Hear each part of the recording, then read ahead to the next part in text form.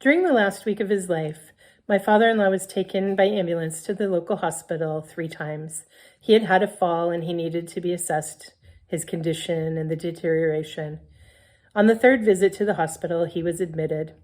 And it was very difficult for us because the pandemic restrictions meant that we couldn't be in by his bedside. We couldn't help support the staff by helping to care for his small needs. We also couldn't support the staff by giving them a good history. It was difficult with his dementia for him to give a good history. And so we were struggling to participate in his care planning as a result. And although the staff was diligent about updating us, it was much harder to participate in the front end of treatment planning. As a result, we faced some real challenges in trying to support him, and it felt like maybe we were letting him down and letting the staff down as well at the hospital. What ultimately happened was that he stopped eating and drinking, and when he was classified as palliative care, then we were allowed to visit, but we were only allowed to visit 1 at a time. And so, again, the pandemic restrictions really impacted how we were able to support him, as well as how we were able to support one another.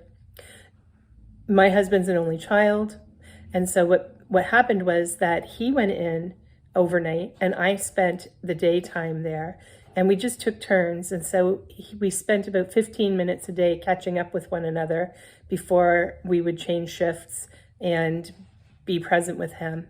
Our children were able to come in and to say their final goodbyes as they wished. And we were able, very fortunately, to have his minister come in and pray with him and be with him a few times over the course of the 9 days that he spent in palliative care before he died. And, I contrast that with the time that my father was dying.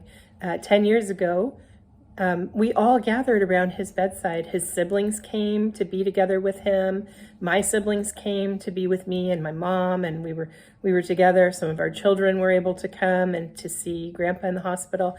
And during the pandemic, all of those connections, all of that time that we might have had together at the bedside was not possible.